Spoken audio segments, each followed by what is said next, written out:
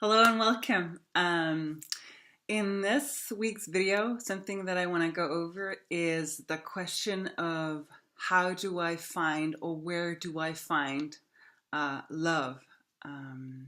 It was a question that came up after last week's video, and I thought it was so good that I wanted to take it with me into this week's video. The very simple answer to that question is that you don't. You don't find it. What you do is you recognize it or you acknowledge it. The reason you don't find love anywhere is because that is an ego trap constructed in a way so that it seems as though that you are missing something. Missing love. So if I am missing love, if you are missing love, then it's got to be something that we're going to go look for out there. And what that does is that sends you on an endless search for love, whether it be romantic love or just between family or friends. It doesn't really matter because it becomes a frantic search of finding something, a missing piece within ourselves. And there's nothing missing in you right now. What you have to do is dissolve the blocks to your experience of being love.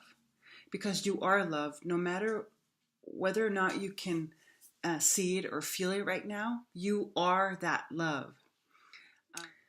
And so how do you dissolve the blocks to your experience of being love, being connected?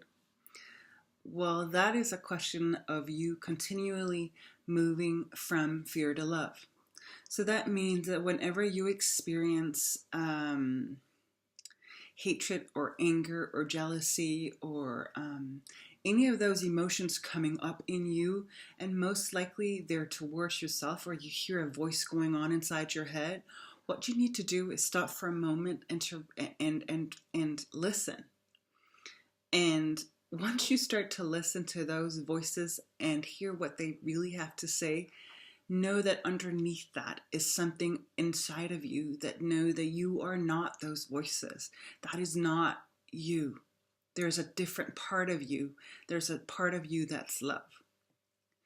And so you dissolve those by listening, by witnessing, but by not going with them, by not staying attached to them, by letting them drift. Something that has been very helpful for me is meditation. It's quiet. Go into a quiet space the first thing in the morning when you wake up and just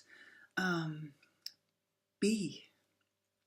That is probably the hardest thing you can ask anybody to do, because in this world that we live in, our egos thrive on all of the external